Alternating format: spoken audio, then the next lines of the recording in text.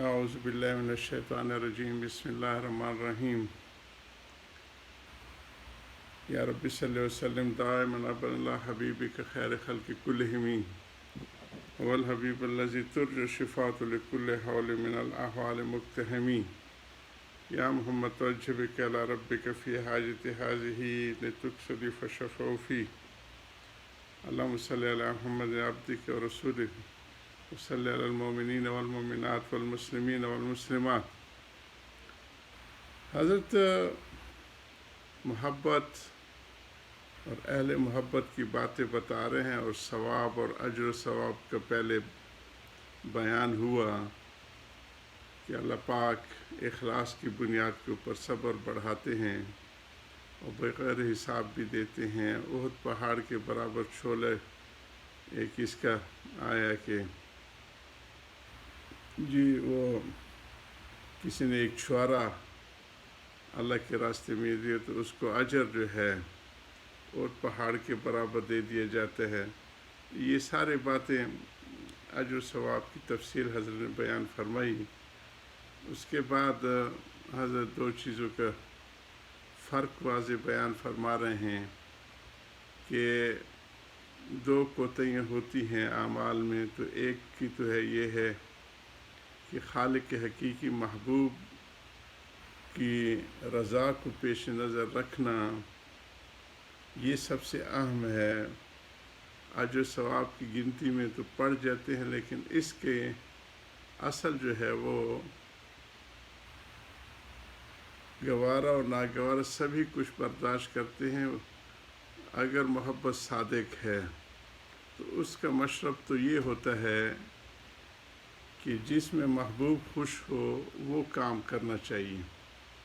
فراق وصل چه باشد رضائے دوست طلب کہ حیف باشد از غیر او تمنائے۔ فراق اور وصل، ملنا اور جدائی کی کیا حقیقت؟ کچھ حقیقت نہیں۔ محبوب کی رضا طلب کرنا چاہیے۔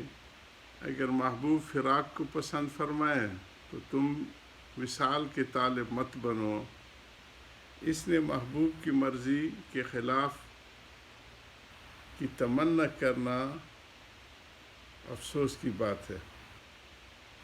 صرف اس کی خوشنودی کے لیے کرنا چاہیے، حتیٰ کہ یہ کہنا کہ آپ مل جائیں یا بھی نہ چاہیں۔ لیکن چونکہ ایسی طبیعتیں بہت کم ہیں، زیادہ طبیعت ایسے ہیں کہ اللہ کے وعدوں اور وعیدوں کو سن کر عمل کی توفیق ہوتی ہے۔ اس لیے حق تعالیٰ نے اعمال پر وعدہ فرمایا ہے۔ ایک بنا تو عمل کی یہ تھی جو کہ مضر نہیں، ایک بنا دوسری ہے وہ نہایت خطرناک ہے، اور وہ کیا ہے؟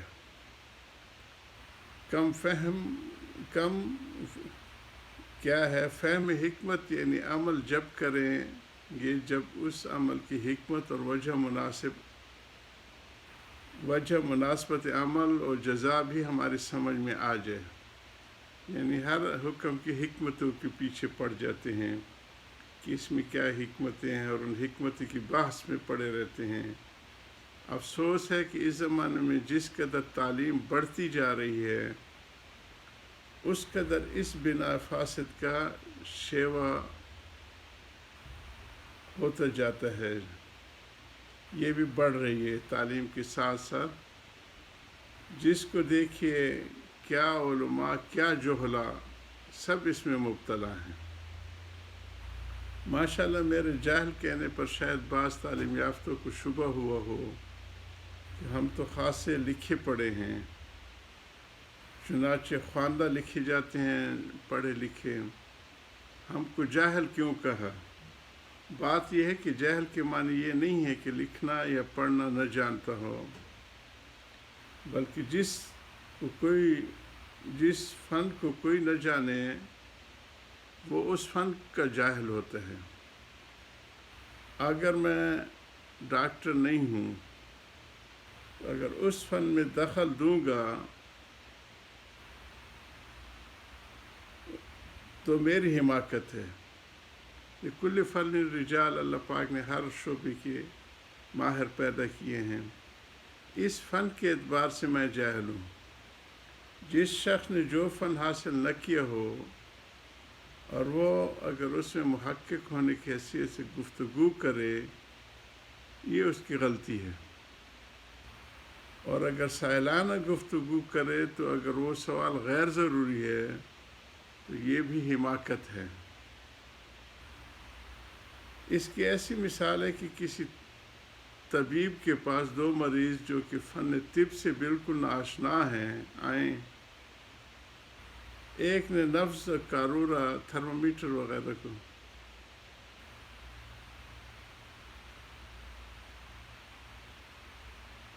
قارورہ دکھلایا کہ نسخہ لکھوا لیا اور دوائی ترکیب وغیرہ دریافت کر کے دوا پینا شروع کر دیا.